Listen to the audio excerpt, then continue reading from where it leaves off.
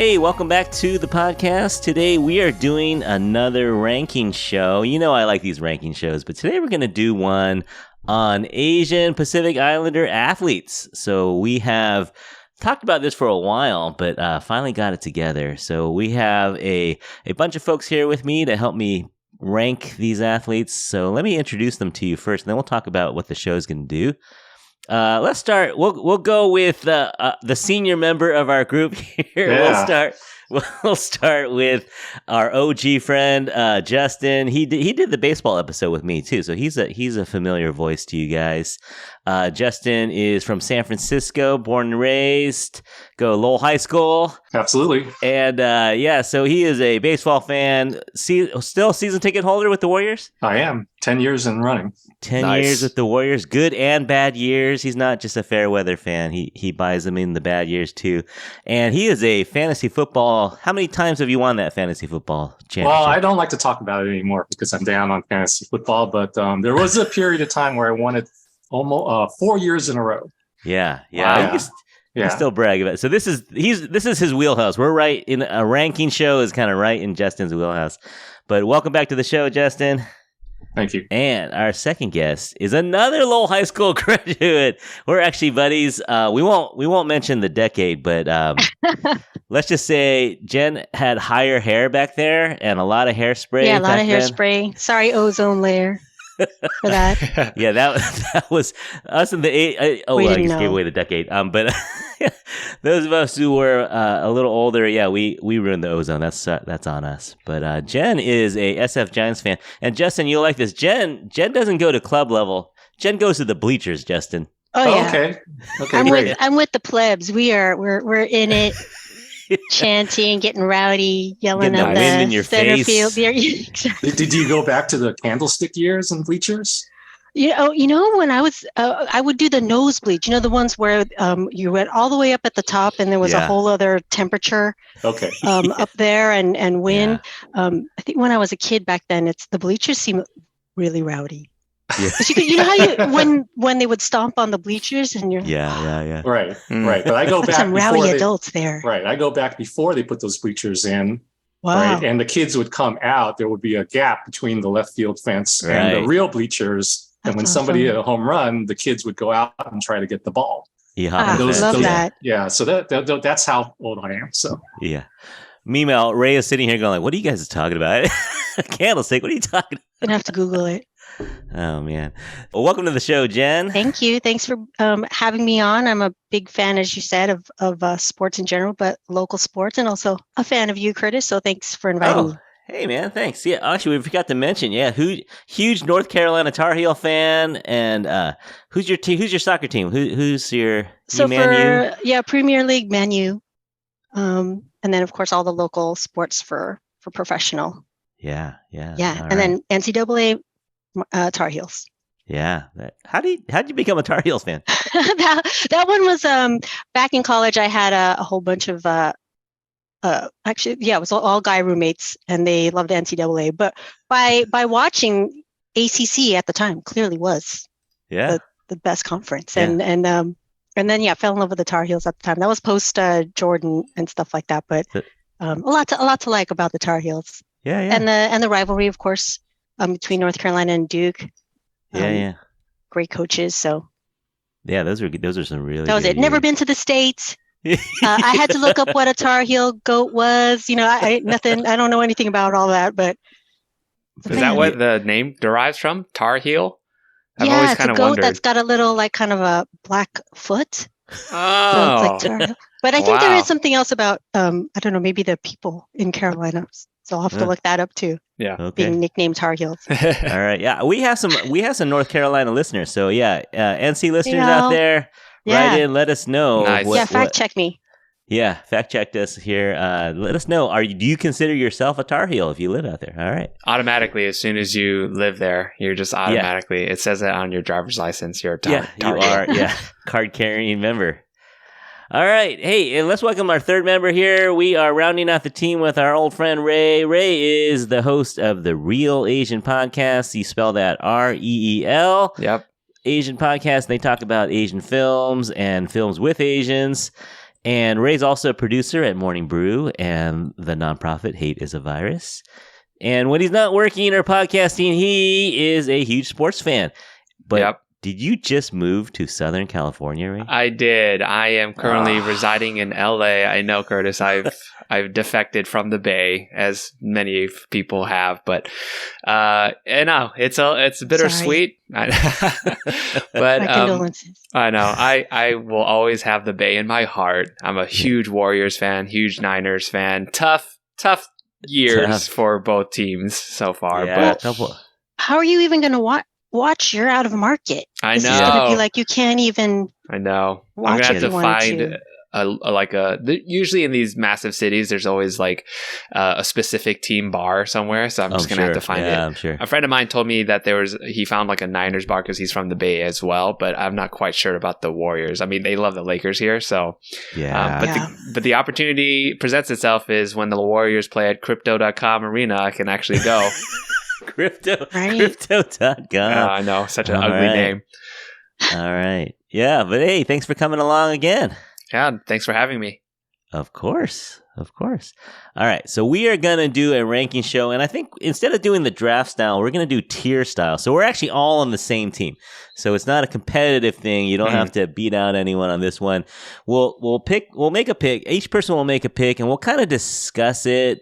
And if, we might want to adjust the pick a little bit, but ultimate decision comes to the person who picks it. And they get to say, so if you want to put like, Rui Hachimura in the S tier, that's on you. You could do that if you want to. Yeah. But let's see, what other rules? So we're going to say, now Justin had a question about this. We're going to go Asian and Pacific Islander, right? Yeah, I was a little confused. When I was doing my research, right, I had a few people in mind, and I wanted to do the good job of researching. So you go to the Wikipedia page and say, hey, Asian American or Asian athletes, where's the list? And there's one person that I have not revealed yet. Wasn't on that list. And it's like, that can't be right. Impossible. And so then who is it?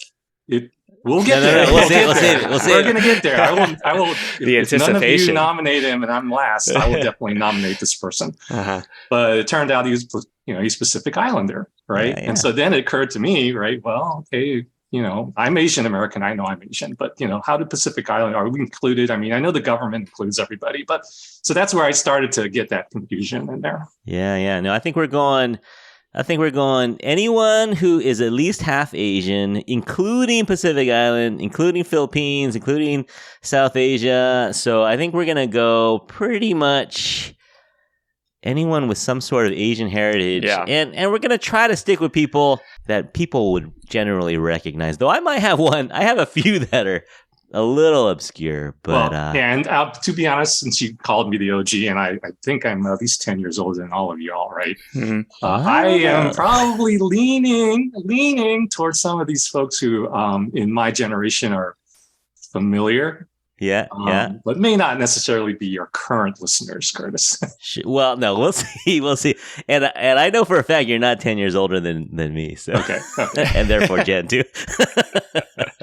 Maybe property there, yeah. Yeah, so we'll see. This is going to be fun though. So we're going to go with the Japanese style. So we'll start with the S tier. S stands for shu, which means exemplary, and then we go A, B, C, D. So I think the S tier, these are athletes that are icons. They were the top of their sport. Maybe they've done something that no one else has ever done. And so we'll do 4 of those, and then I think we'll open it up for a 5th person in each round. So we'll as a team we'll pick that 5th person. We'll chew that out a little bit. So let's go. Should we go ladies first? Does that sound good? Well, I'm down with that. Yeah. All right, we'll go Jen with the first pick in the S tier. Who would you like to nominate? Yeah, thank you for that. There are so many to choose from. I figure a lot in the S tier. Are you feeling the pressure? Will also mention You're as feeling well. the pressure already. Well, I'm feeling the pressure for what's the wow factor, right? Yeah. What's the one that might not be on everyone's list, but for your consideration? I am going to start with Manny Pacquiao. All right, nice. Yeah, Yeah, I was gonna say, Jen, if you didn't pick Manny Pacquiao in the first round, you're gonna have some splaining. And exactly, got to represent here. But kind of your criteria saying that they transcend iconic, right? Transcend their sport, right? You watch Manny Pacquiao. There are going to be people who know him. Other people are going to start looking at where's Philippines, all that kind of stuff. But he's one of the greatest boxers of all time, pound for pound. Absolutely. First boxer to win major titles in 4 of the 8 divisions. So all of the weights, I don't even know all of them. Yeah. And then he held world champion for across 4 decades. So that's, longevity also. Yeah. Gosh. To be a pugilist for 4 decades, it's amazing. Yeah. And then he national hero. Yes, national hero. Went on to become senator for the Philippines. Yeah. In his spare time.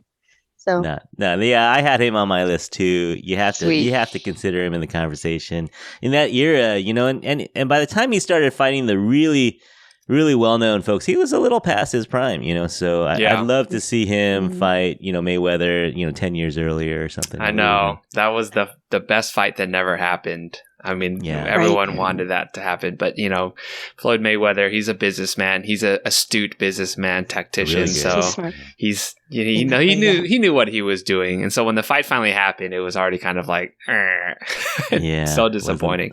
Wasn't super exciting. Yeah, I will say I think I have Pac-Man also on my S tier as well.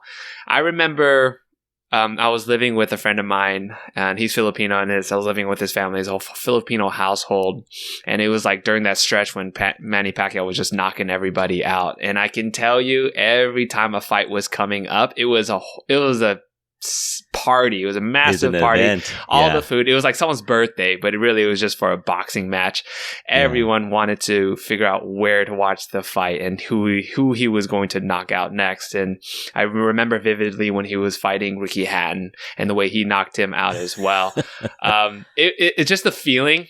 I think that's the thing. Like pound for pound, even though you could argue like lengthwise, like given like if you're comparing to Floyd Mayweather's career, right? He's undefeated, but Pac-Man had a stretch that was unparalleled. Like he was box office for sure. Yeah, and for a lot of people, maybe the first Filipino person that they household name that for a lot of America. Yeah, I totally agree. The criteria for S tier, he was on my tier as well. He's basically the most loved person in the entire for a country, right? Yeah. To think about that, right? And then to be able to go cross country. I'm not a huge boxing fan. The last time I saw Manny Pacquiao was on this Korean variety show that I watch regularly, Knowing Brothers. You're doing karaoke? No, it's called Knowing Brothers, right? And he's there, and you can clearly tell he doesn't understand any Korean whatsoever. And it's one of those kind of things where he's got to make money. I think Steph Curry once was in a Asian variety show, and there was some clips about that. So a lot of fun. Yeah, again, you just got to pay the bills. I wanted to ask you, maybe to Jen or for the rest of the group, given his off the ring controversy about how he kind of. The comments he made about gay people, does that affect his ranking at all, or are we keeping it to just the sport? Question. Yeah, I it's one of those things that in this country, or especially Bay Area, right, we're very sensitive, and I think maybe he's just not sensitive because he didn't grow up in a society that talked about it much, right. Or when they did talk about it, it wasn't, with a flaw. Yeah, sports, just like all of society, we're all flawed people. So there's going to be flaws, and if we're talking about sports, I think I can separate it. So for example, I still listen to Michael Jackson records. Me too. And they play him on the radio, and you're still going to be bopping to that. So and we all have that uncle, right? We all that uncle who drinks a little too much at Thanksgiving and starts to say stuff. We're like, ooh, that's not. That's not the right thing to say. Ooh.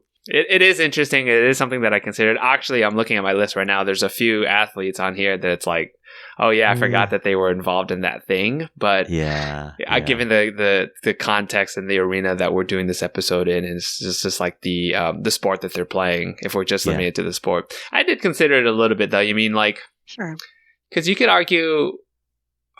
Like that's what makes an athlete iconic, right? They kind of move out of just the sports area. They move into like the pop culture area. Yeah. So, but I still, even considering all of that, I still put Manny Pacquiao in the S tier for me. Yeah. No, I agree. Yeah. But in terms of athletics, for sure. Yeah. For sure in there. Well, take this list with a grain of salt, everyone out there. These are not perfect people, but we're not holding them up as people that you should all emulate. But these, in terms of athletics, these are people that should be on the list. Mm-hmm. Yeah.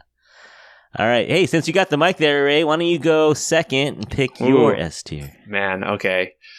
Manny Pacquiao was good. That was actually my first pick, but I'm gonna go with my 1A.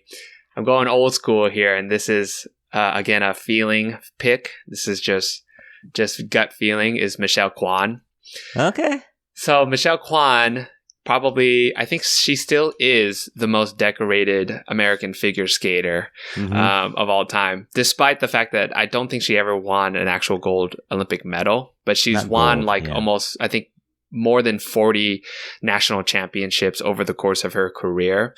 And then I just remember like the style of figure skating. And obviously, like, I think she kind of brought onto this grace onto the figure skating, but also so much skill. It's very strong. I kind of put her a little bit above Kristi Yamaguchi. I think just because Michelle Kwan came a little bit after, and I just remember watching her during the Olympics, and there was so much talk about Michelle Kwan, and she had just become this huge figure in the Asian community. So I really put her in the S tier. She's, again, still the most decorated figure skater, which is kind of incredible given the length of her career. And also, the last thing about this is like, her not winning a gold medal, I didn't actually dock her on that, because in the Olympics, and I think there's like tons of articles about this, is that the judging is highly subjective. Subjective. Yeah. It's weird, honestly. I still don't understand it to this day, given the evolution of the sport. I mean, who gets what, And so it's highly subjective. Her not getting a gold medal, I don't put that against her at all. Yeah, that's a fair point for sure. No, I had her on my list. I had her one notch lower. I had her at A tier because of the Olympics. So you want that gold medal. I did. Yeah. But you know what? You're top 2 or 3 in the world. I mean, you're still something, right? Yeah. So, but no, long career, and she's a mentor, and she is, she's in the sport still. She's still doing a lot for the sport, and was the face for a decade. She was like America's best skater for like over a decade. So that's amazing. That's incredible. Well, as the older person, I'm going to jump in here, and I had Kristi Yamaguchi in the S tier, to be honest with you, over Michelle. Kristi does have the medal. You can't argue with the hardware. Her name is on the on the rink, in the Bay Area when they had Christmas time and things like that. And so, for my generation, coming out of the Peggy Flemings of the days, and do you guys know who that Peggy Fleming? Yeah, okay. I remember. I feel like Kristi was the champion at the height of my interest in the sport, and it's been waning ever since. For me, the sport of ice skating has. You see these world champion ice skating events on TV, and there's like hardly anybody in the stands. I know. Which I find really weird. So for something that theoretically is so popular that it kind of drives the Winter Olympics in some sense. Yeah, it did. Yeah, no, I got no argument with Kristi either. I mean, for us, I think she's same age as us, Jen. I think so. She's right in there. And I remember in college just rushing home from, I think it was finals or some kind of midterm or something, rushing home to see her skate. And, she came through, it's so nerve-wracking, when you have the lead after the short program and you're going into the long program and feeling had butterflies in my stomach all day, and that kind of effect on, and we had never, well, I guess there was Tiffany Chin, right? But we had never really seen an Asian American woman, American-born woman in the Olympics, like at that level. Yeah.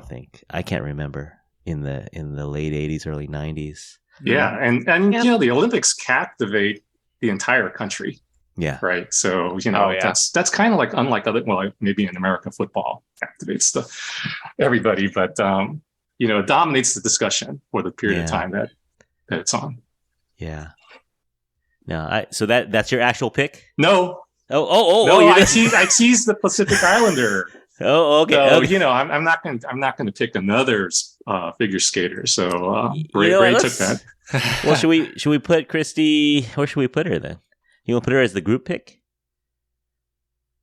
So the S tier is like the Mount Rushmore. There's only room for 4. Is that the deal there? Well, I was going to put a 5th. We're going to have room for the. Well, okay, why don't you go ahead and do your actual pick? Yeah, maybe you guys will reject it because I'm going way, way back here. Okay. All right. This is the person I was referring to, who not only dominated the sport, but you could argue that he created or is singularly responsible for the popularity of the sport and the culture that came in, and that's Duke Kahanamoku. Yes, yes. I had him on my. I thought I had a sleeper. The surfing legend. Oh yeah, and he's an Olympic swimming champion. Yeah, who back in, I think he won the gold medal in freestyle.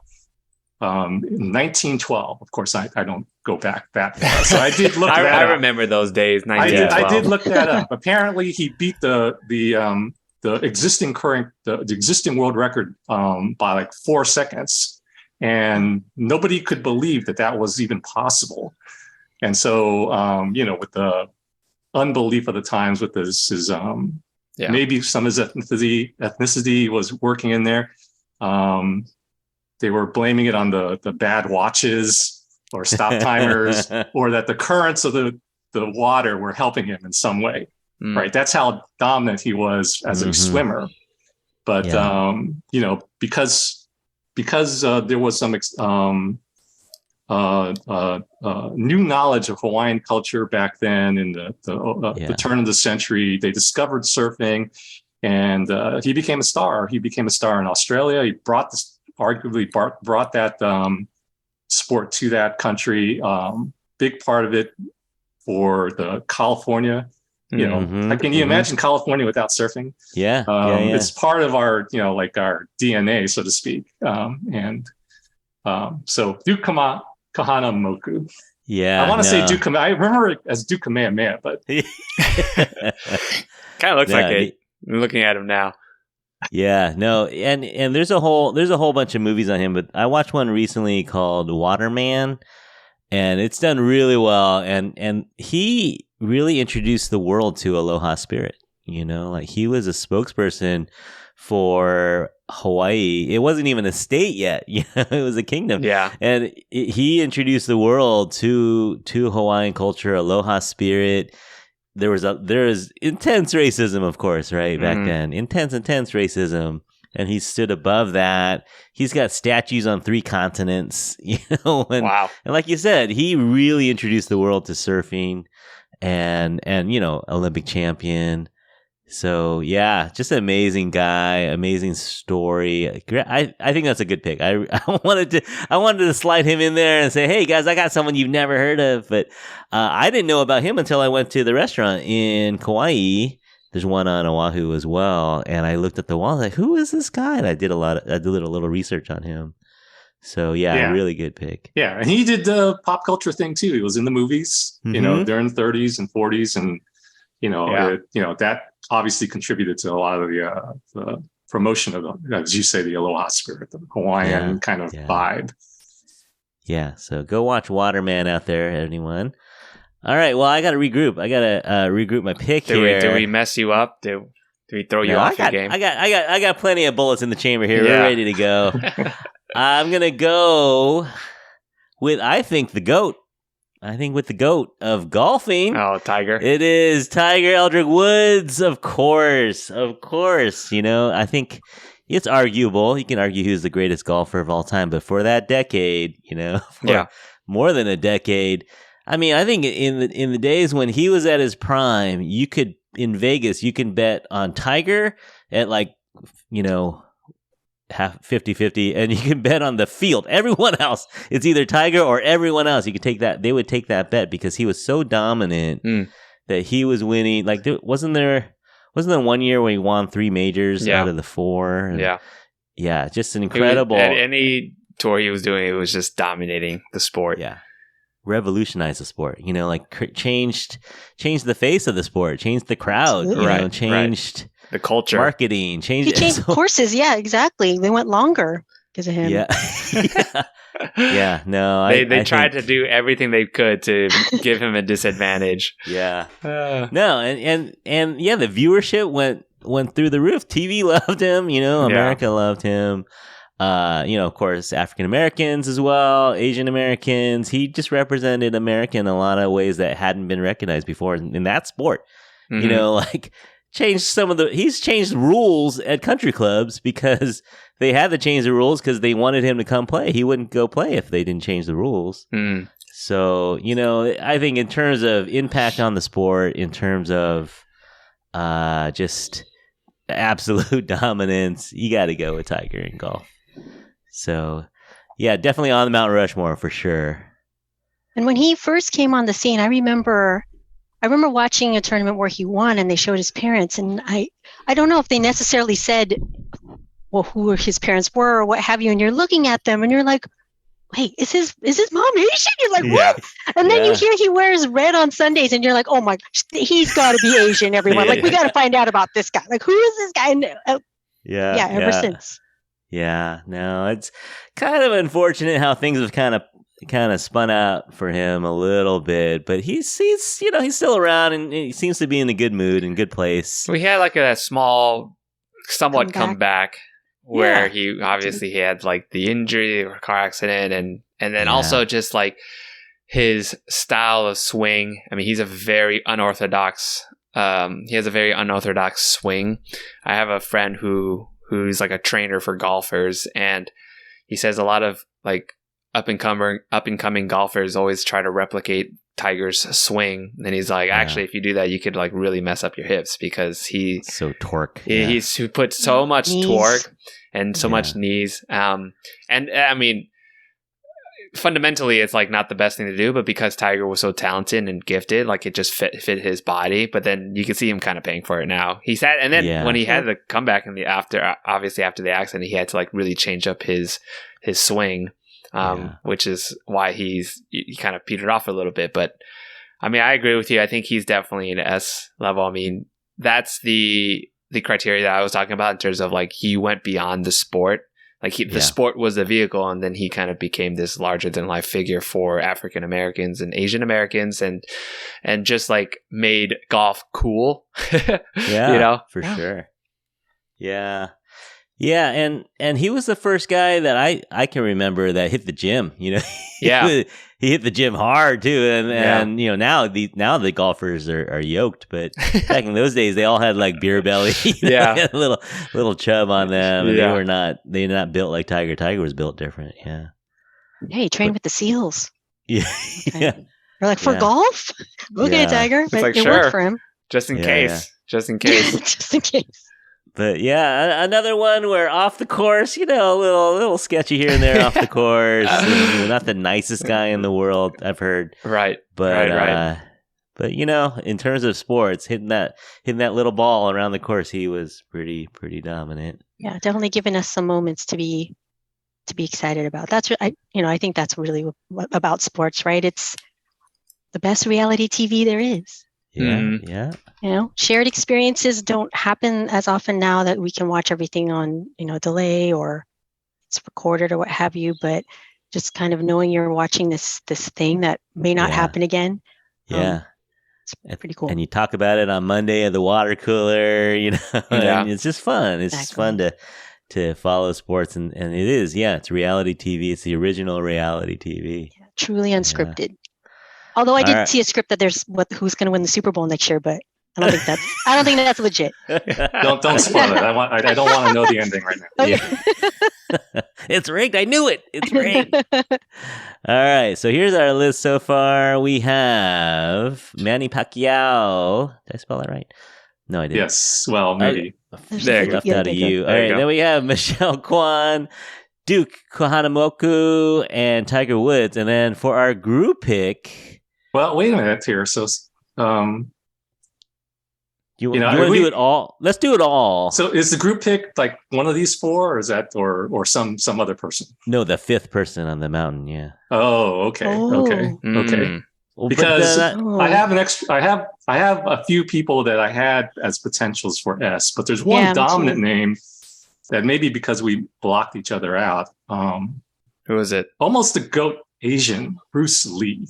Yes! Oh my God, I have him on here too. Yeah, right. So I mean, he's like, he almost even transcends the entire list. There's a above Mount Rushmore for Asian sport and culture. It's Bruce Lee. So I mean, if we never mentioned this guy, we'd have Curtis. You'd be getting a bunch of emails like, "What is this? What is this podcast? How could you forget about Bruce Lee?" Well, so for sure, when Ray and I picked Asian actors, we picked Bruce as S tier for sure.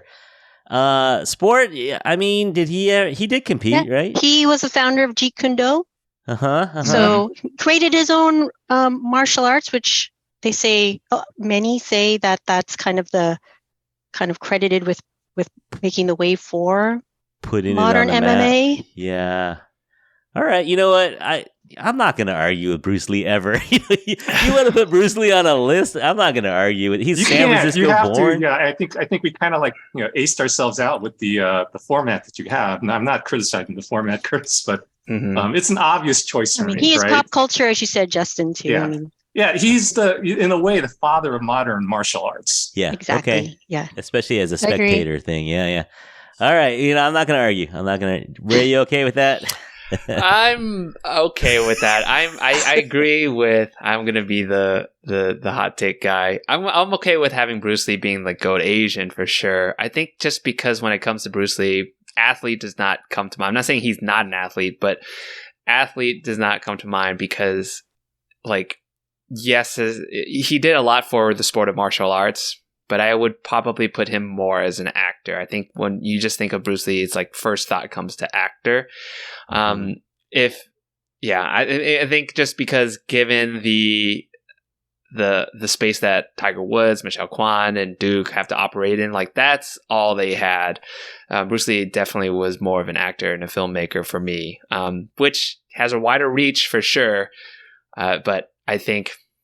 I don't know if it's athlete for me. That's just my personal opinion. Ray, you're also, I think I'm hearing you're also thinking competition. I guess direct competition. That's a component of direct competition. Ranking in this list. Yeah. Yeah. You know what? I hear both sides.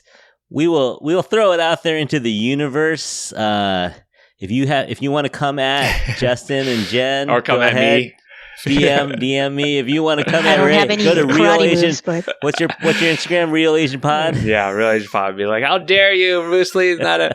Again, I'm not saying he's not an athlete. Just compared to the athletes that we have on this board, different type. Yeah, that's what makes these ranking shows fun. Is that we're never going to have 100% consensus on this. But to be fair, I like the list. It was something that I really considered, though. I did put it on here, and on my spreadsheet, I have Bruce Lee, martial arts. Question mark athlete it's like I kept bouncing around in my head. No, I'll take it though. I always defer to my elders, and so Justin, I will let you pick that as the group pick.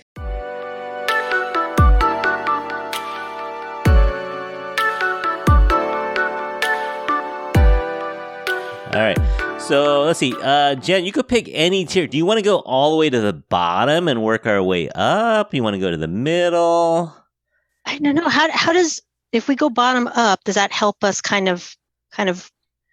You kind of have to hold. You have to hold back someone for the A tier. Then you have to kind of hold back and hope they don't get picked. Ooh. Or we can go straight down. Yeah, I'll let you choose, Jen. Oh shoot! The lowest is an F or D. D. Wow. We're gonna go D. We're gonna go D. Yeah. Oh, okay. 4 Ds. All right. Let me see. I was thinking the Ds could be more of a nostalgic pick, like someone that maybe never really won much, but, used to like them. Yeah. Oh, okay. Well, I do have. And I don't know. See, this is the thing. Is D too low for this person? I don't know. Do you want to go B then? You want to go right in the middle? Oh, yeah, I'll do D. And then you all can tell me if that's too low. But fan favorite for the local girl here, Travis Ishikawa. Oh, there's just this one moment in the sun for us. No, I think he's a perfect D pick. Yeah, he's brought so much happiness, and I don't know. You couldn't make up the story about Bruce picking him on the day and him hitting out a home run, and just all the feels. Yeah, so if you tune into our baseball episode, Justin and I talk about Travis Ishikawa, and Justin has a personal encounter with Travis at the pizza place in Pleasanton? Where are we? Pleasant Hill? Oh, San Jose.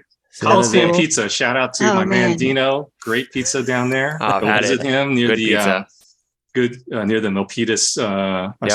Milpitas BART station. Yep. But he had a connection with Travis Ishikawa briefly, and I got a chance to meet that guy right after he flew in from the World Series in Kansas City. Mm-hmm. That's awesome. Because he loved the pizza so much there. So yeah, and he knew he had another personal connection with my man. So so that's how I got the inside story that he was going to be there, and I got a chance to get a picture with him. Nice. Yeah, so if you don't know, Bay Area, if you're not from the Bay Area, or if you're not from a certain age, you wouldn't remember him. He was a journeyman, kind of bounced around a little bit between the majors and the minor leagues, different teams, and he came in as kind of a defensive replacement at first base every so often, but yeah, Bruce Bochy would bat him sometimes, put him in the starting lineup, put him in left field one time, I think. He just wanted his left-handed bat in the lineup, and then against St. Louis, when were we, 2014? Yeah. Yeah, against St. Louis, hit the Game 6 winning home run, cleared the bases. I remember that. Such a memory, such a moment, especially for a guy, who, if he didn't do that, most people wouldn't remember him, but... Yeah. But yeah, he's just hometown hero for us here in San Francisco. I mean, do you guys watch that YouTube clip every now and then? Oh, the call, Travis Ishikawa. Yeah. Like even John Miller was like, who is this guy? No, I was in the stands for that home run, so I have the cell phone video of the post celebration, and I watch that every year on the anniversary. Yeah, that's cool, Justin. Back when it was AT&T Park. Yeah, Jen, that's a perfect D pick. I think that's a perfect D level pick. He's not, he's not a household name, but for us around here, or from who remember that series. Justin, do you remember what pizza he ordered? What did he order? He had whatever pizza Travis had whatever pizza he wanted. Go back to the house, huh? You could. I think probably we had a lot more detail about that encounter in the podcast and the earlier podcast. So I won't repeat it again. So go back and re-listen to Infatuasian podcast number whatever it was about baseball. Nice plug. You'll get it. Yeah. Go listen to it 5 times. All right, Raymond, your D pick. My D pick. Okay. This hurts me a little bit, but I think this is also to say maybe this guy has a future for him. I'm going to go with Kyler Murray, who is the quarterback for the Arizona Cardinals. He's a D pick. He's half Asian. I believe he's half Korean. Yeah. And great rookie season when he was drafted by the Arizona Cardinals. Mm-hmm. He was actually the first player to be drafted in the first round for both baseball and football, but he ultimately chose football. But the reason why he's a D tier for me is that he just not had he has not lived up to the hype of his first rookie season. Great player. I've watched him a few times.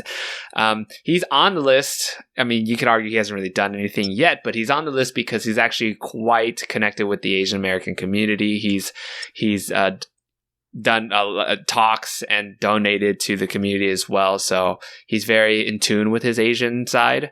But as a player, just hasn't done much. We'll see. And part of that is he's just been dealing with injuries. I mean, the Arizona Cardinals have had a tough tough going. But I'm also okay with that because then the NFC West, and so as long as they're over there, the Niners can do just fine. Yeah, in terms of talent, it's there. In individual plays once in a while, but yeah, as a team, they're struggling a little bit. He's struggling a little bit, but again, just injuries is tough. Yeah, no, I like that pick.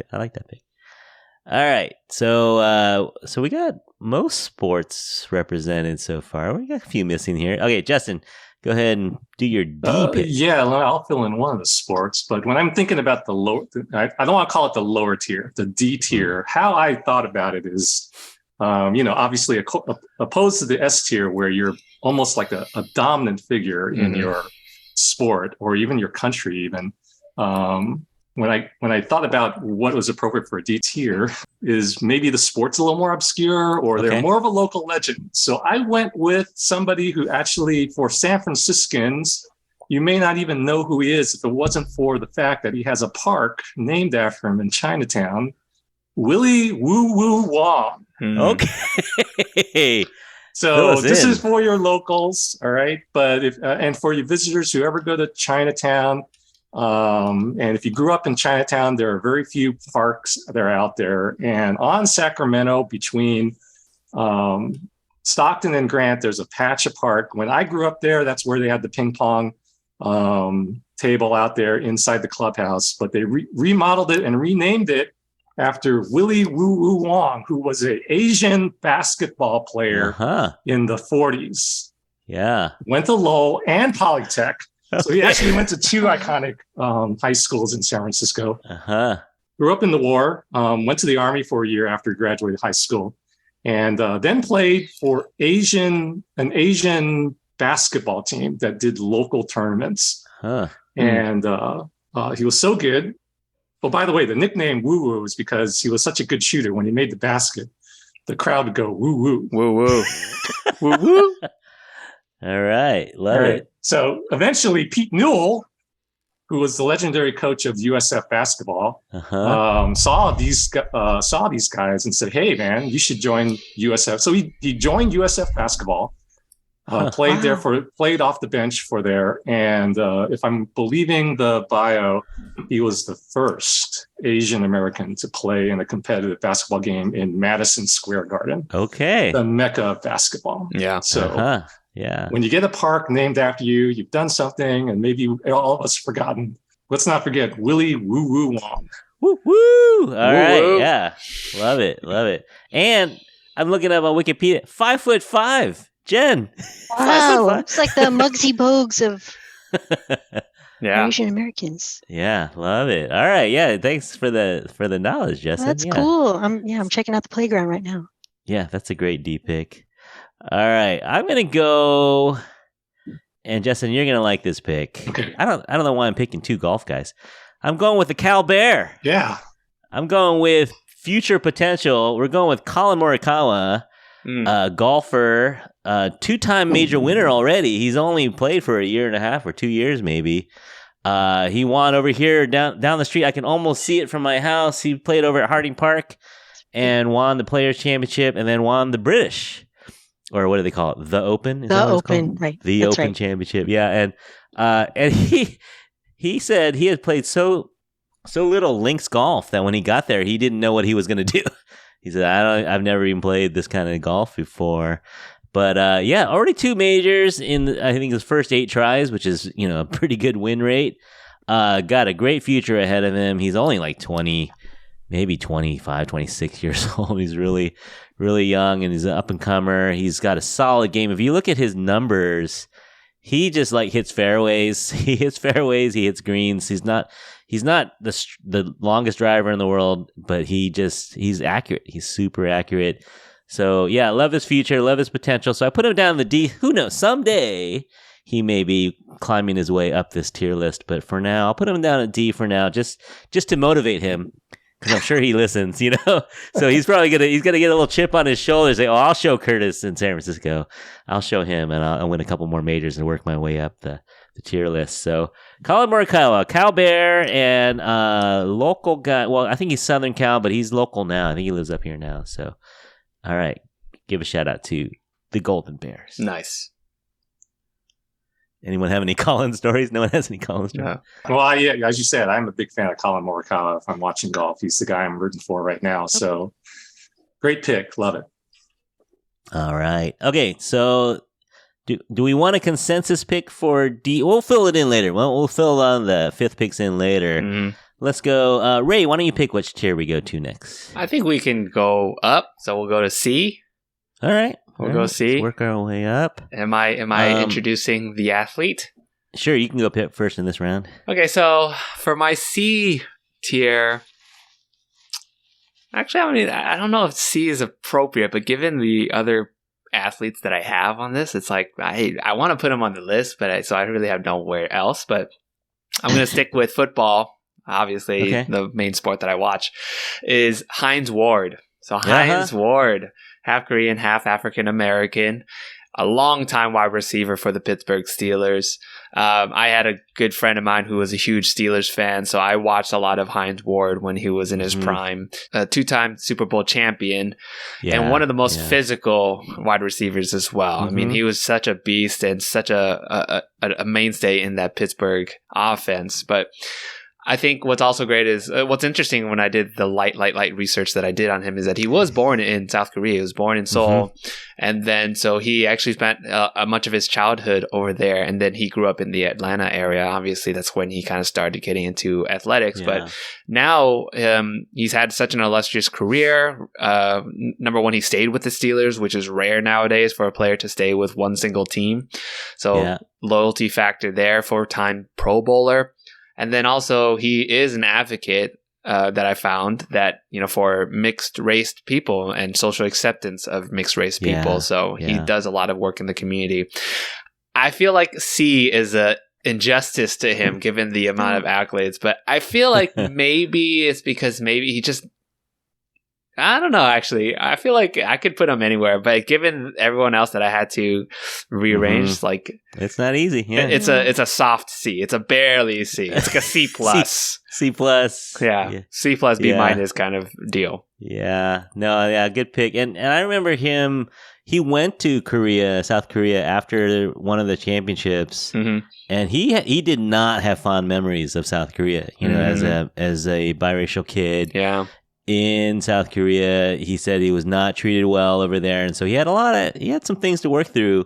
But they welcomed him as a hero, and and he said it softened him, and he didn't live with his dad. He only lived with his mom, so he was more in touch with his Korean side than his African American side. So he said, I've always thought of myself as Korean, but he wasn't welcomed over there at first, but now he's embracing it, and they embraced him. So it was a good story. It's a real feel-good story. Hines Ward. Yeah.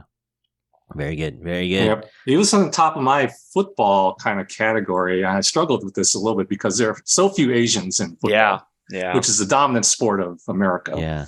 And so Hines is on the top. And it was actually a struggle to even fill in some of those. That Kyler Murray, your D pick, was on my list as well. There are a few other ones that I have here. I don't know I'm going to mention them in this draft, but Hines Ward definitely on top. Well, Justin, if you include Pacific Islanders, I have them. I got a bunch of them. You're going to you'll pick at least one of these guys. Yeah, I'm sure. I think we will. Yeah, okay. But I'm going the other way in the rest of the discussion. But okay, I'll let you know. All right.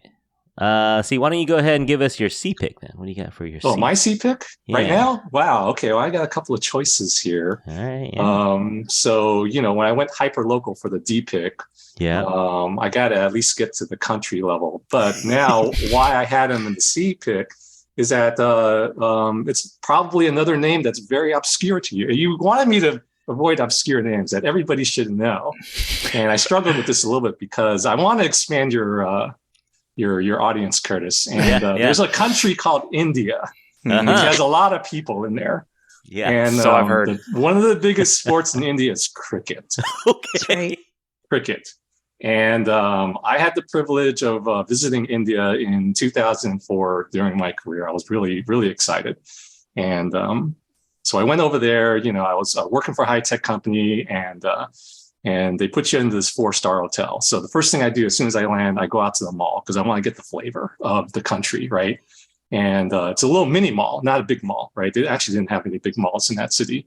A little mini mall, which is what I could find. There was at least a McDonald's there. That's another story for the food episode. And I saw a crowd of men huddled around a TV watching a sport. So I had to, that for me as a sports fan, that's a bear to a honeypot, right? I gotta check this out. They're watching something. I want to watch it. They're watching cricket. And it turns out that 2004 was one of the years where they have the World Cup of cricket, right? Every 4 years they have the World Cup, the World Championship of cricket. Yeah. So for the 2 weeks I was there, I was trying desperately to learn what the rules of cricket are. They're very odd. I don't pretend to be an expert in it. Yeah. And his name is Sachin Tendulkar. Okay. Tendulkar, and he's a legend. I would call him. I've tried to my American friends. I would call him the Barry Bonds of cricket. All right, well, he's known to. Praise. Yeah, he's known to have maybe a record level number of hundreds or centuries. They call them centuries, right? Just basically a legendary statutory figure of cricket in India. And I would expect any Indian male in our generation to know who Sachin Tendulkar is. With his name Tendulkar, his jersey number is 10. And I have a T-shirt upstairs. I couldn't find it, but a T-shirt with the World Cup India, his 10 and Tendulkar written on the back. And so I have I feel like I have a personal affinity with Sachin Tendulkar. Yeah. No, that is interesting. Thank you for the education, Justin. Thank you for the history lesson. Definitely not a household name here, but yeah, I bet if you go to India or I'll talk to anyone from the diaspora. Or someone who knows cricket. Someone who knows cricket, yeah. All right, so cricket fans out there.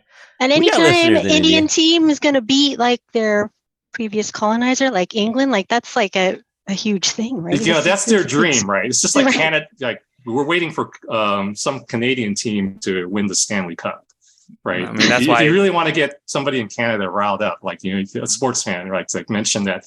What's up with the Canadian team not winning Stanley Cup for? I don't even know how many years at this point. Yeah, that's why the Raptors, when they won the finals, they were just like, "Oh my god, finally, we won one!" Yeah. So it's a very popular sport in India, but I don't think I remember them winning the World Championship in cricket. So they're kind of recently anyway. So they're waiting for that moment. It would be a huge. You'll see people in the streets in India like celebrating whenever that happens. Just like you saw Argentina, the crazy shots of Argentina when they won the World Cup of soccer. Okay. All right. Yeah, that'll be cool. All right. Shout out to Sachin Tendulkar. Yeah. All right. I cut and pasted. Or Tendulkar. I have to admit I don't know exactly how his last name is pronounced, but.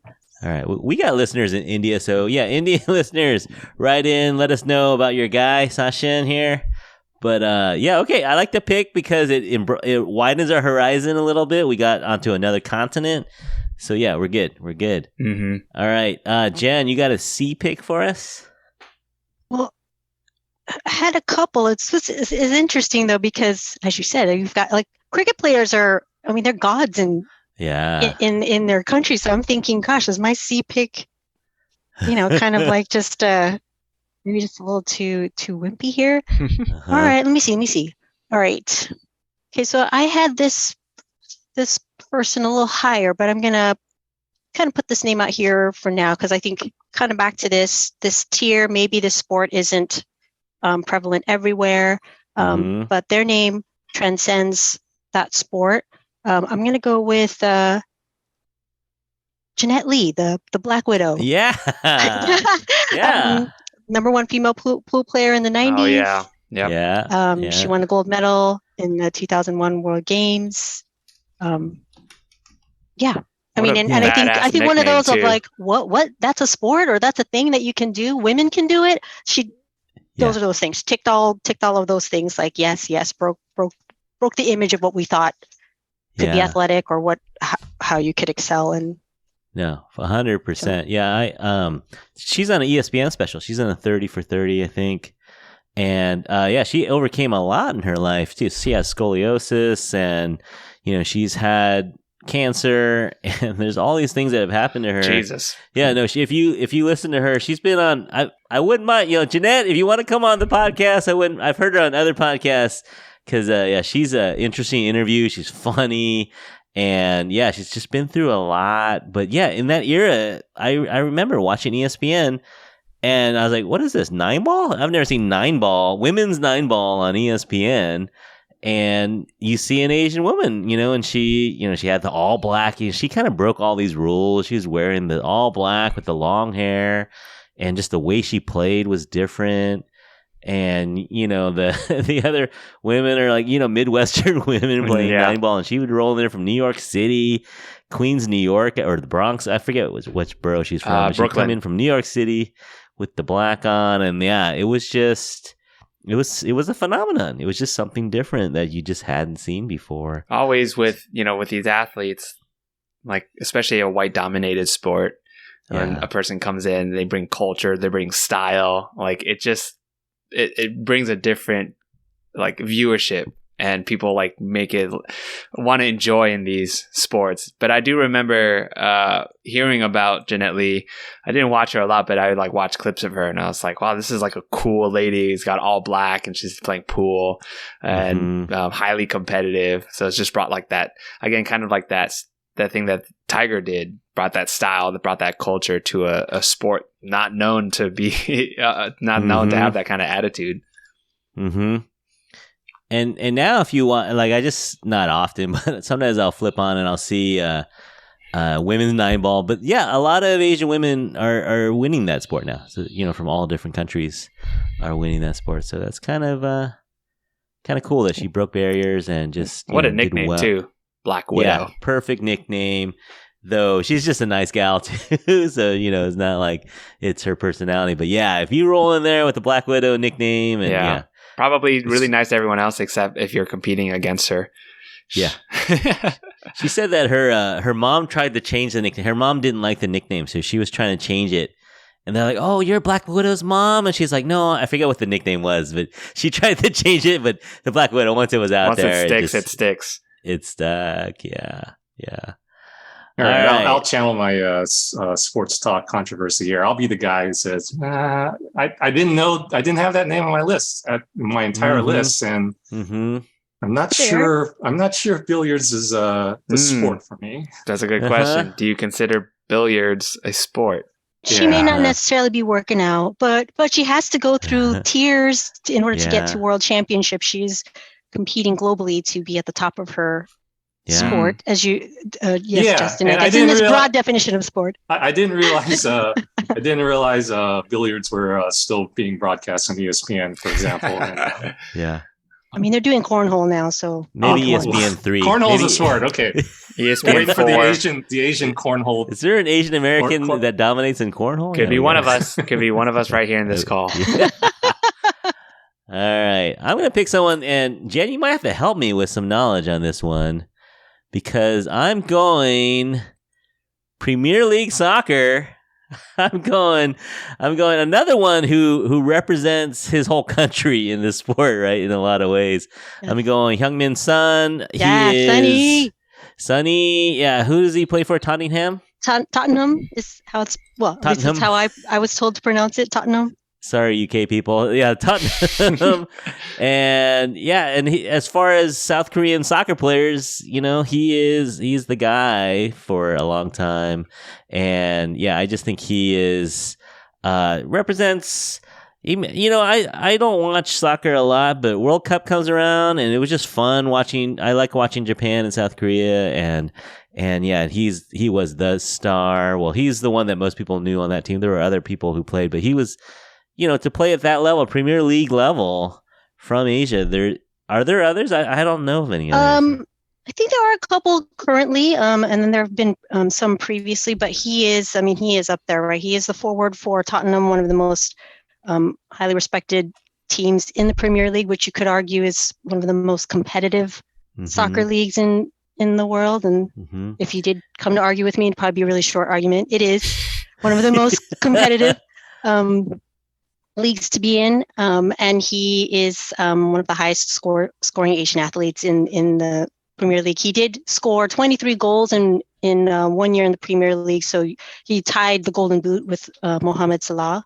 Yeah. So he's huge, and he kind of plays in partnership with Harry Kane, he's the captain on the England men's team. So yeah, he's all the rage. They love him there. Yeah, no, very. They love him there. He's loved in so many countries now. Loved in South Korea. Loved in England. Yeah, very like you cool. said, and he's such a great role model too. People look up to him, and for not just for the sport, but how he represents his country. He played in the World Cup with a broken face. He has a broken face. That's right. Phantom of the Opera style, and he's playing. If I had a broken face, I'd be in bed watching Netflix. But he's out there playing World Cup soccer. Come on. You got to put him on at least C tier. At least C tier. Yeah.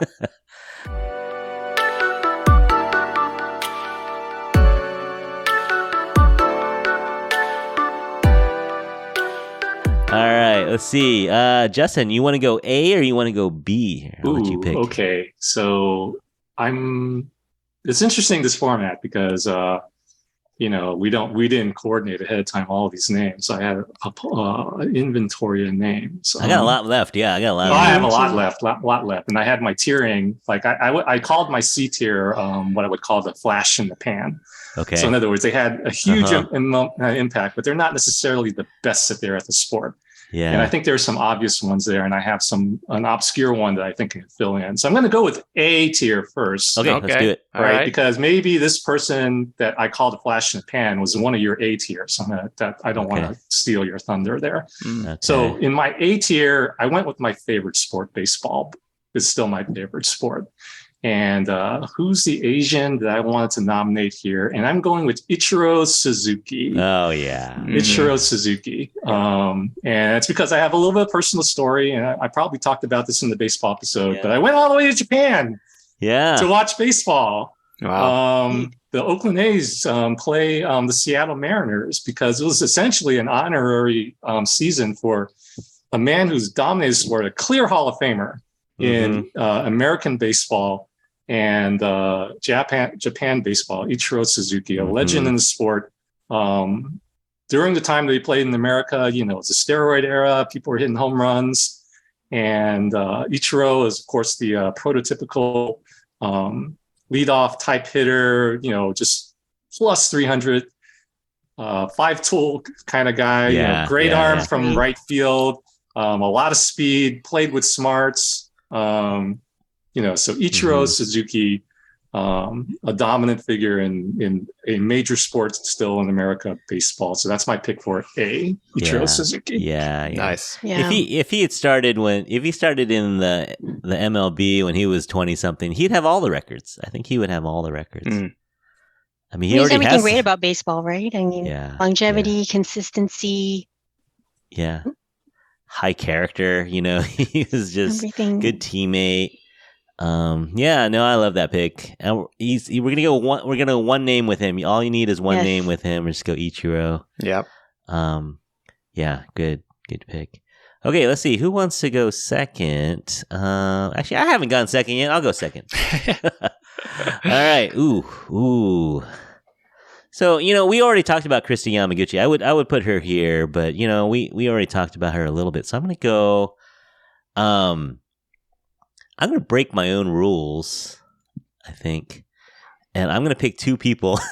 Ooh. What? Okay. Because you can. Is that what you're saying? My show, my rules, basically. All excited. All right. I'm going to go with the diving duo of Sammy Lee and Vicky Draves. Vicky Draves, she's Filipino-American, born in San Francisco.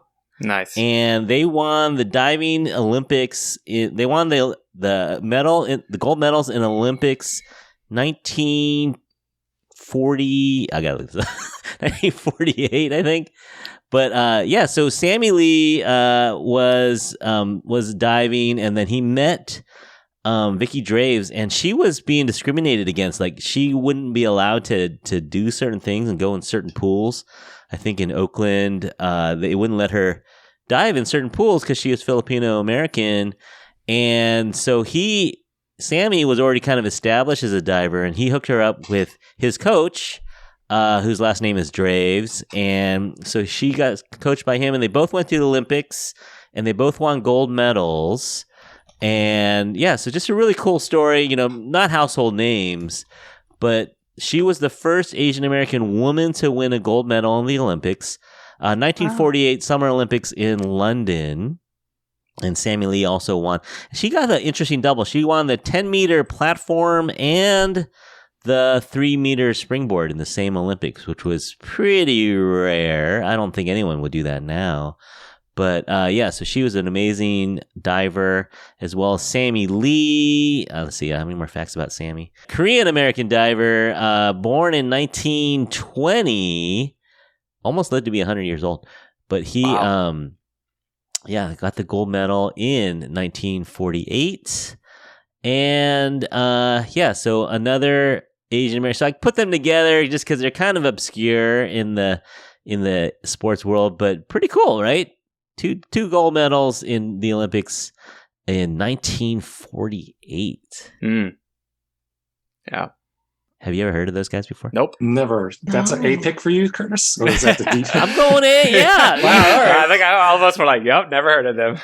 Okay, yeah, I'm going A. You know what? Okay. I don't know where to put them. You put gold medals? Sure, yeah.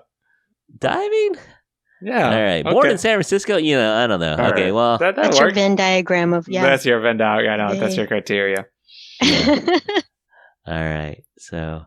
Anyway, thanks for indulging me on that one, guys. Listen, if you had that on your chest and you wanted to get it off, I'm happy for you. I did. I wanted to make sure I get them in there. All right, so let's see, Jen, who's your A pick?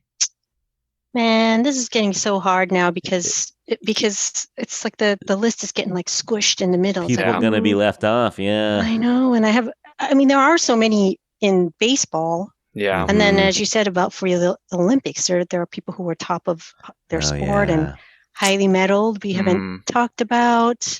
At the end, we're just going to throw out 50 names. At the end, and we're just going to clear our list off, get it off our chest. Sammy and Vicky Dre's as an A pick was kind of a reach for me. Now you've thought about it. Now that I thought about it, I'm having a little buyer's remorse. Little flip the C and the A pick. I mean, that feels a little bit more right to me. But anyways, maybe, like you said, it's your show, your rules. Yeah, I had Sunny in the kind of A tier mainly because people do watch soccer around the world, even if it's a huge sport. Yeah. You had him in. I took your A pick. Oh, okay. No, he was one of. I mean, All right, we got more, right, Jen? Okay, so who would you pick for your A pick, Jen? Okay, well, we're gonna.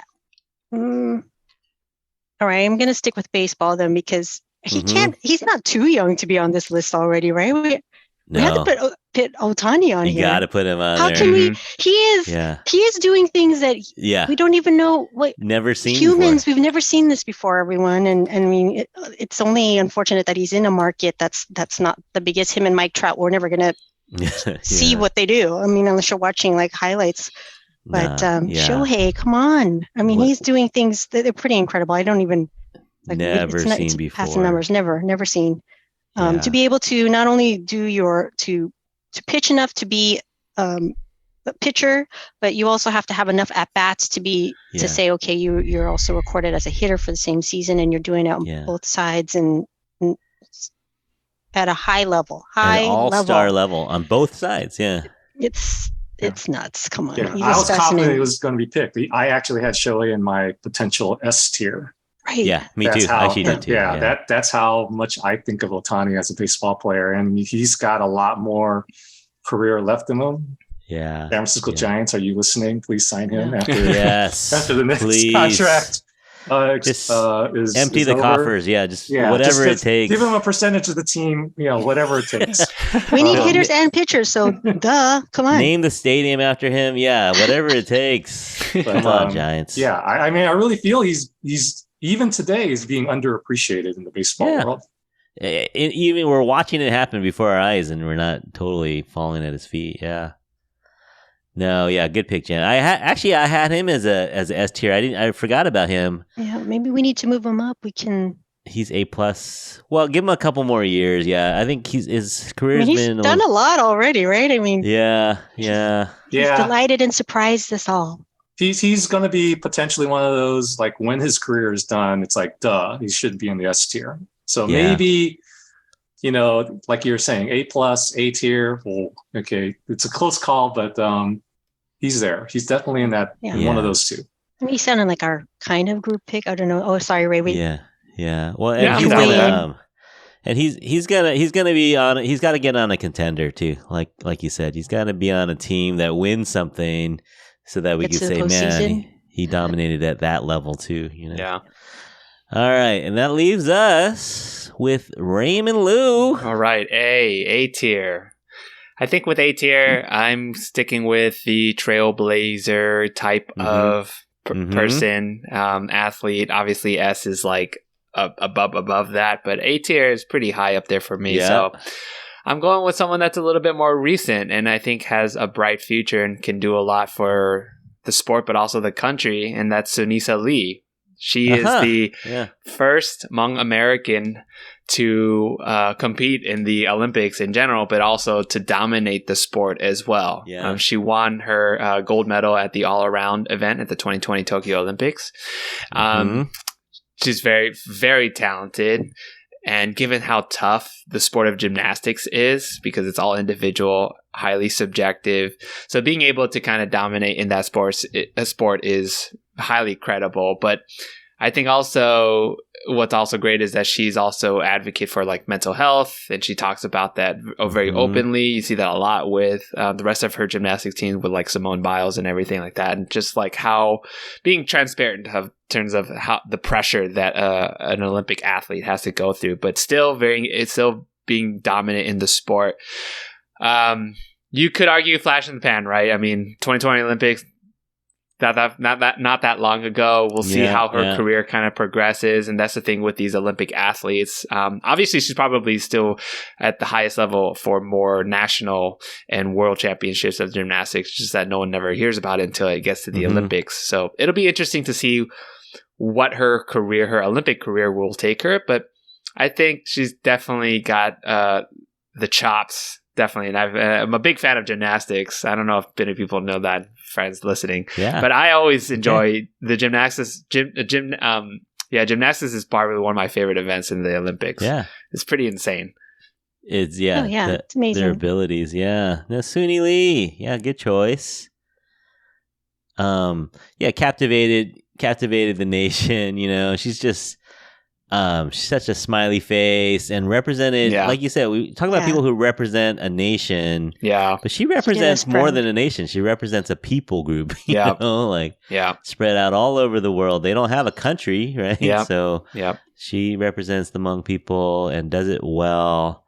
And, there was some adversity and just overcame it. And I like these stories of, dads, especially sports dads, and he's building her balance beams in the backyard, and she's falling, and he's like, "Are you okay?" She's like, "I'm fine. I'm gonna do it again," and she's just got that fire. In her.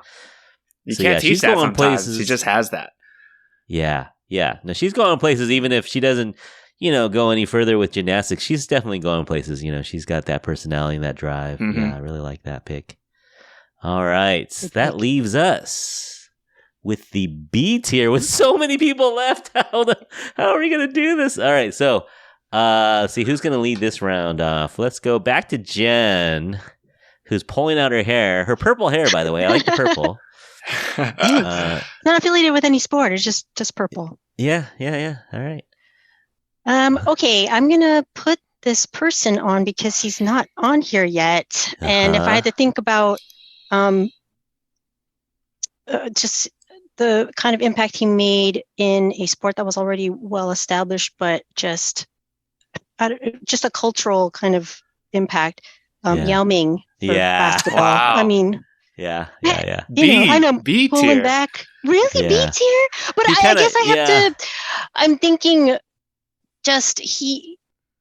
Should we nominate him for the A? Should we as a group pick? Should we put him in the A? I had him in the A, but that's because.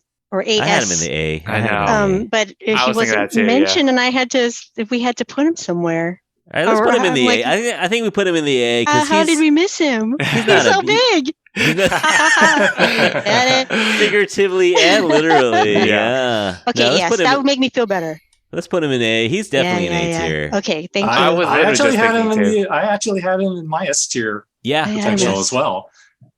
Yeah, potentially. Yeah, because again, represents the whole country. He represents over 1 billion people. Breaking barriers, trailblazer. Exactly. Yeah. Totally yeah, it made us think about just kind of like you said, who can play, who can excel in a sport, and I think those are huge things. You know, if you can see it, you can be it, kind of thing. And I mean, we can't all be Yao Ming, but you know, we all can't be 7'6".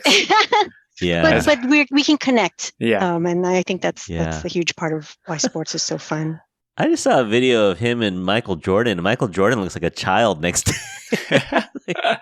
It's crazy. Can you imagine? Like I've seen Steph Curry in person. He's tall and he's considered short in like in basketball. So I can't imagine Yao Ming in person or Shaq. You know, right?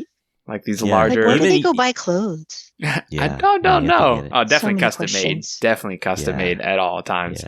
But also, I think with like Yao Ming too, it's not like that he was, you know, I think the first international Chinese player to be drafted, but he was also good. Like that's the thing too. It's not like it's someone who was like, okay, you're on the roster.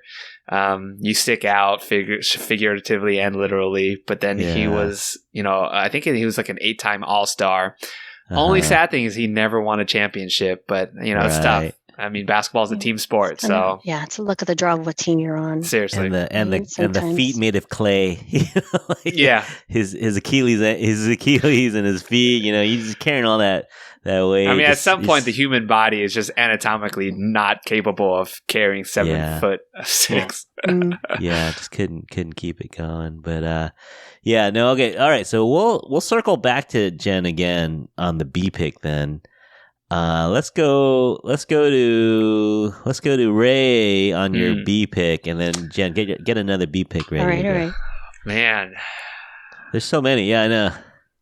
Honestly, Yao Ming too. I was just like looking at him right now on my list, and I was like, how did we forget Yao Ming? And no, he's up there for sure. Yeah. This might be a controversial one. I don't know if you guys agree with this one, but I'm going with the sport of tennis. And B is, again, not the correct scoring for her, but it's got to be Naomi Osaka. Yeah. And it's tough. It's tough for me to say B, but also at the same time, like a part of me does feel like it's a little bit justified just because given the dominance that she potentially could have on the sport, I don't want to knock her on caring about her mental health and being open about it, because I also think that's very important. But if we're talking about just in the sport, given her potential, like she definitely has a lot of room to be way, way bigger than how she already is. But even at the age of 23, she's a 4-time Grand Slam champion, one of the most recognizable people in the world. And one of the most famous people in the world. And the great thing is she's extremely shy. She really does not she doesn't like doing any interviews or press, stuff like that. But I think she's very influential in terms of how she's been open about her mental health. And I remember watching clips of her beating that iconic match between her and Serena Williams. And it was kind of sad too, because Serena Williams also, the controversy marred around that match being not around Naomi, but around the referee, and Serena was just not having it. So people look it up. It's a kind of a crazy match, but that was kind of like the birth of Naomi Osaka. And then she went on to just dominate the sport. But I think B, for just as an athlete, you know, she has so much potential. I think if she gets really back on it and she focuses on tennis, she could definitely be one of the greats. Yeah, no, I had her at B as well. Hurts me though. It hurts me deep. So you would think, like 3 years ago, she'd be an A, yeah? I think so. I think in her prime, as she was having that run, she would be an A for sure. Yeah, she's beating everyone. Yeah, she was beating everyone. Yeah. Poor athletes, their prime is like it's so. We're like, you were in your prime. I mean, gosh, then that must mean I'm way past my prime for most things. Yeah, like what was I doing when I was 23 years old? You know, like I couldn't balance my checkbook. You know, I was prime partying. That's what I was doing. Yeah, no, I mean, it's just like you have to you have the eyes of the world on you. Sometimes the eyes of a country on you. Mm-hmm. You know, and you're 22 and you just want.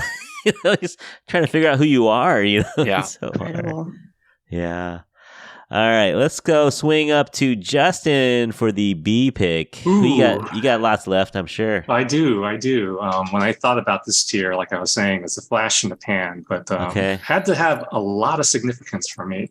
And I thought for sure this person, I have two people who could be really good. I have three people, actually. We've already mentioned Travis Ishikawa so that's an example of a flash in the pan, much more local, of course. Yeah, I would have put him in this category if nobody picked him, and the other two people that I had were already taken. This list, I feel, is not complete without Jeremy Lin. Yeah. Oh yeah, I would put him. You can't have a list of Asian athletes, you know, in the demographic of who's listening right now to this podcast without Jeremy Lin. Yeah, who for that. During Linsanity, that brief period of time, captured the basketball nation's attention, the whole playing world, with the Knicks, and and of course, he was able to he's a Palo Alto kid, so we knew him when he was in the Bay Area, going to Harvard. Yeah. What more can I say about Jeremy? He's got Parents' dream right there. He's got the movies. I didn't make the movie at Chase Center, the movie screening. So I think the 49ers were playing at the same time. So it's a little bit of tough competition. But Jeremy Lin, definitely, I hesitate. There are only a few more that are here. So I didn't want to take the chance of leaving them off. Right. If somebody else wanted to take him, I had another one just as worthy, backing him up. So we'll get to that a little later. But, I think B is very appropriate and very, by definition, a flash in the pan. Unfortunately, just not had the long career in the NBA. And I know some folks who are connected to him as well. And he's, I think he's playing in the Taiwanese league right now, but he's very much trying to get back into the NBA. He's very he truly believes that he can play in the NBA, and I'm sure he could, but I think it just goes to show how tough it is given the level of competition in the NBA. The 0.01% really can make it and stay in the NBA. Right. What's the knock on him? He's just not a stone cold shooter. Defense. Right now, I think he can't play defense. Yeah, he doesn't have to put speed laterally to be able to cover anybody, and that gets old. That gets harder when you're older. Yeah, he's not going to be a starter, so you need somebody to be good at really, really good at at least one specific thing. And if you can't defend anybody, then you don't belong on the court. Like a Steve Kerr, aim in the shoot. Great dude. Yeah, we did a whole episode on the 38 in the Garden. We talked to one of the producers from there. Yeah, nice. And good dude. Local guy, super smart, but also he gets it. He gets that, Linsanity was a thing for everyone, but especially Asian Americans was such a moment, people crying, in the stands, and it just was a thing. It was really cool. It's a really cool moment for us as Asian Americans, especially Asian American men. It was like a thing. Yeah, absolutely. So, all right, good pick. All right, I'm gonna go. I'm gonna go with someone I really like. It's a little bit of a flash of the pan because of the sport that she does, but I'm gonna pick Chloe Kim, 2-time gold medalist. Snowboarding, it's a sport dominated by people with a little bit of money. It's dominated by Caucasian people. It's not really known for immigrants to do well in this sport. But her family from Korea, her dad would drive her the 4.5 hours to the mountain every weekend so she could practice. That's in Mammoth, right? I think it was in Mammoth. Yeah, I think so. Yeah. You done that drive, Ray? Oh, yeah. Beautiful place. It's just long. Yeah, it's a long drive. It's expensive. It's an expensive sport. Yeah. And here's what really makes me like her is that, when the weight of the world or the weight of expectations is on you and you can still perform and deliver. Yeah. It says something about a flash in the pan is only once, but she came through the second time around. The weight of the world was on her, and people were like, "Well, was it a fluke? Is she really the best?" But yeah, she proved it. She is the best. Women's freestyle snowboarding. Great personality. Love her smile. Love her energy. Yeah. Chloe, if you're listening, come on the pod anytime. You have an invitation to come on the podcast. Have your people reach out to my people, and we'll get you on. But yeah, Chloe Kim from Southern California is my pick for the B tier. Good pick. I think that's a good pick. I originally had her as an A. Yeah. But I had to move people around. But I at least I'm happy that she's on this list, though. Chloe Kim. Yeah, she definitely deserves it. Okay, then back to Jen, since we bumped your Yao Ming up to A, which was totally deserved. I think it's a good choice, everyone. I think we're doing well here. Good re-ranking. Right, then I guess I'll stick with Olympics, Winter Olympics, and I'm going to put Apollo Ono up there. Oh, Apollo Ono. Yeah. Oh, man. He holds the record for most Olympic medals in U.S. Winter Olympics for U.S. Olympians. So yeah, I didn't necessarily watch his sport until I think there's a lot he of came on and you're like, who dat? What is this? Yeah. And, that's cool. Yeah. No, I'd never heard of short track skating before him. Yeah, so for a person to not bad on the eyes. yeah. But for a guy to introduce a country to a sport, that says something about you. No, I had him at C, but yeah, definitely should be on the list somewhere for what he did. All right, so we have a couple group picks to put in there. We have another pick we can put for B to get a fifth person for B. Since we're on the Bs, anybody want to nominate anyone? Yeah, I'll make my case for the backup flash in the pan, a name from the past. Very similar to Jeremy Lin. Took hold of a sport, at least in the Asian American community, for a little bit of time. Michael Chang. Yeah. Yes. Oh, yeah. Yeah, I had him too.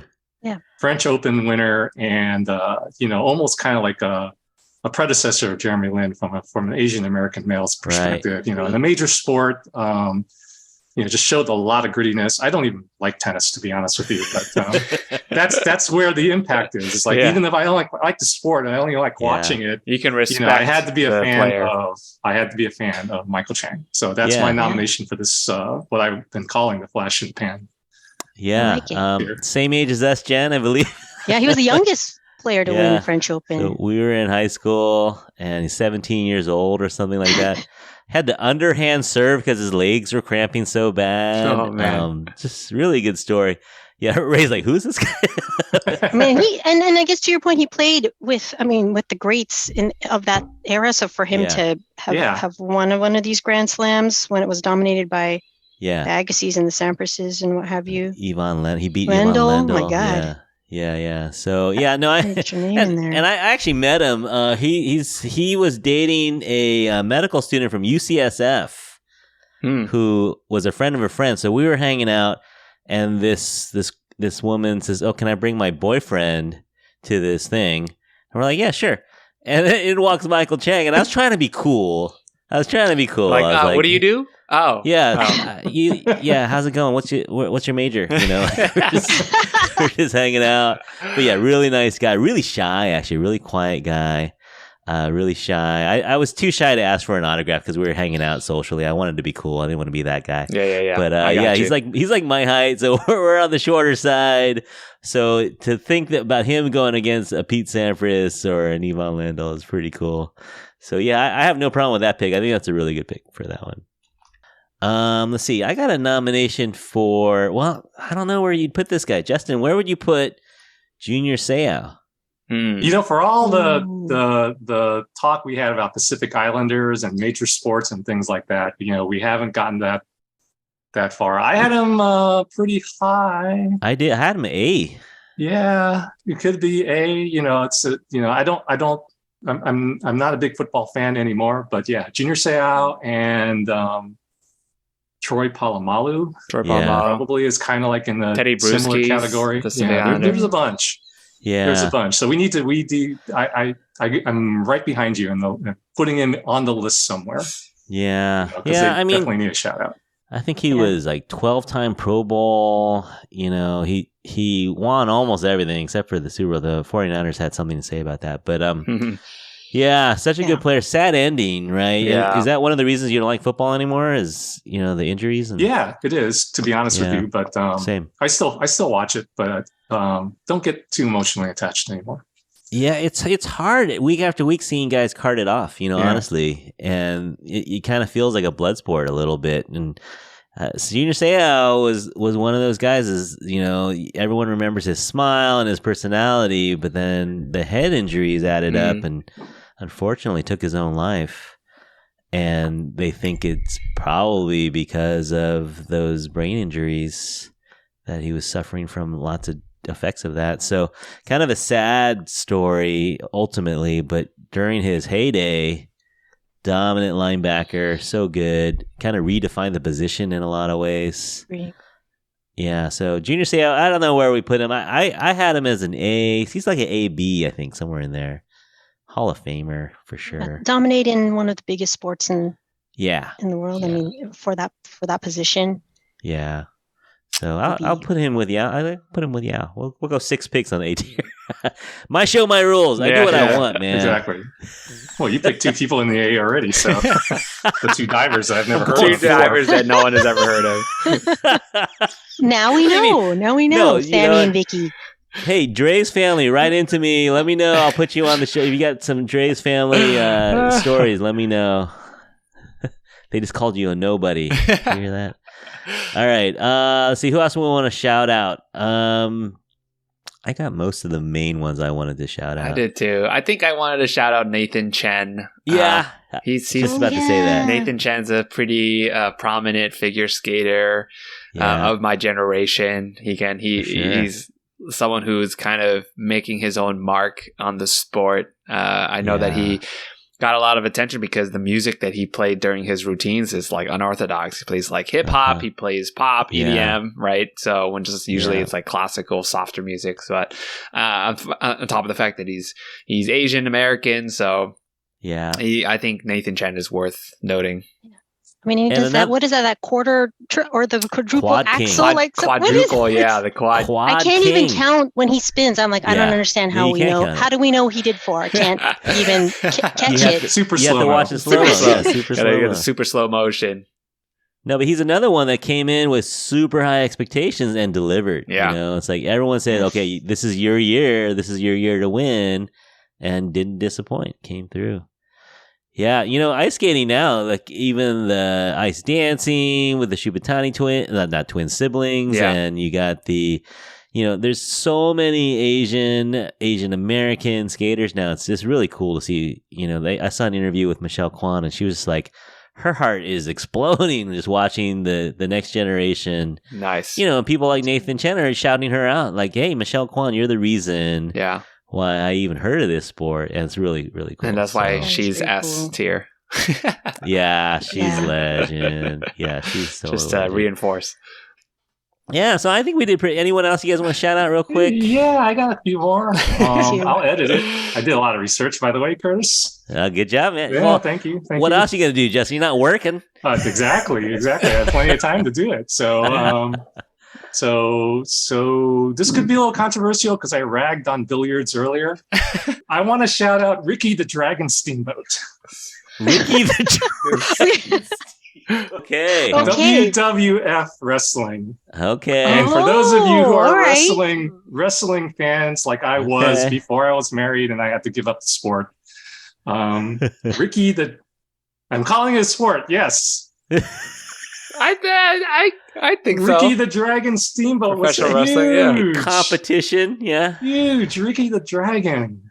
Yeah, and I also had Mr. Fuji, Harry Fujiwara, Mr. Fuji with the bowler hat, who was a manager in the WWF, but he actually was once a wrestler in the 70s. And I grew up in the 70s, okay, and on Channel 2, KTVU, or maybe 44, KB8, whatever it was called back then, would show the local wrestling matches. And Mr. Fuji would be on there with the Pat Pattersons of the world. This is way before the Hulk Hogan's and stuff like that. So I definitely wanted to slip this in here. Yeah. I mean, if you're opening the wrestling door, you got to throw in Dwayne "The Rock" Johnson. Yeah. He's almost S tier for wrestling. Absolutely. For wrestling. Absolutely. Yeah. For me, it was Ricky the Dragon Steamboat as my introduction of wrestling into this controversy, whether you consider it to be a sport or sports entertainment. Yeah. It has the word sports in it. Yeah. Well, they're definitely athletes. They're definitely athletes, very athletic. For sure. I got we were talking women's golf, and Asian, not necessarily Asian American, but Asian golfers, Sari Pak, Lydia Ko. Yeah. There's a bunch. There's so many good Asian golfers. Yeah. I even had Vijay Singh on the list here. I had him on here. Yeah, Fiji. Yeah. Shout out. Yeah. Shout out Fiji. Let's see. Oh, Dat Nguyen. I had Dat Nguyen on. Oh, yeah, Dat Nguyen. I got a hockey pick, too. Oh, yeah, okay. My goodness. Hockey is the fourth sport. I'm sure not a lot of Asians watch it, right? Yeah. But Julie Chu is an Olympian gold medalist in women's hockey. Nice. And but I got to be honest, I don't watch hockey, and so I don't really know that much about her. Go ahead and go to her extensive Wikipedia page. But she definitely is Asian. She's got the medal, and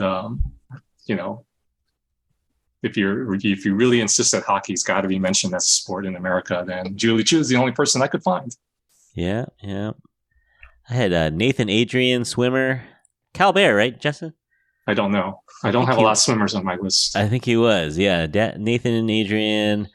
I think he got cancer. I think he is a cancer survivor after his Olympics victories. I had a few more tennis people. I had Lee Na. Yeah. And then also in that Willy Woo Wong category, somebody who I missed by a couple of years is at Lowell. Peanut Louie. Peanut Louie, yeah. Was I think one of the first, if not the first, Asian American professional tennis players. Yeah, I think so. Yeah. So I went to Lowell, I believe, local kid. Yeah. And shout out Peanut Louie. I'm sure some of my friends probably knew her personally. No, she's local legend as well. Yeah. All right. I had one more for baseball. Should we? Dave Roberts. Yeah. Because he's excelled as a player as well as now as a manager. Yeah. And I feel for the dreaded. I know. Dodgers, but or our enemy. Yeah. There's again, go listen to that baseball. We talked a little Timmy Lincecum. Hideo Nomo. Godzilla, Hideki Matsui. Yeah. Yep. Sadaharu. You Darvish, do you have him on there? A lot of pictures. I don't think we talked about him, but he's good. Daisuke, Daisuke Matsuzuka, Zaka, Chanho Park for all you Koreans out there. Yeah. A lot of times those guys come over later in their careers and they're kind of past their prime, so it's a little unfortunate that they dominate in Japan and then they come over here and they're not as dominant. That's where Suzuki was so different, right? And Otani, of course, so different. All right, guys, I think we're going to wrap this up. We're going on 2 hours here, so I got my editing cut out for me. Oh, yeah. Ray feels me on that one. Well, it's nice to know there's so many to choose from and talk about, so that's pretty That is exciting. cool. Yeah, no, and I think it's only going to be more, right? It's only going to be more and more as we go on. Mm-hmm. Like, even if we cut out people from the last 10 years, this list would be a lot shorter. So the fact that the list is growing every year is a good thing. Yeah. I mean, Asians are half the world, right? So you figure it's about time that they're jumping into the athletic ranks as well. Yeah. But hey, thanks so much, guys. Thanks, Justin, Jen, and Ray. Thanks for coming along. Thank you. It's been fun. Yeah, it was fun. we're gonna post this up. We'll put it on our Instagram so you guys can chime in. You can come at us if you don't like our picks, but hopefully your person or whoever you really liked was on this list somehow. If we missed someone, please let us know. You can write to us old-fashioned Gmail at infatuasian@gmail.com, or you can slide into our DMs at the Infatuasian Podcast on Facebook or Instagram. As usual, thank you so much for listening. We hope that you enjoy this, and until we talk to you again, bye. Bye. Bye. Jen, you want to say bye? Oh, goodbye. Thank you. All right, that's a wrap. Thanks, guys. Thank you. All right. Good list.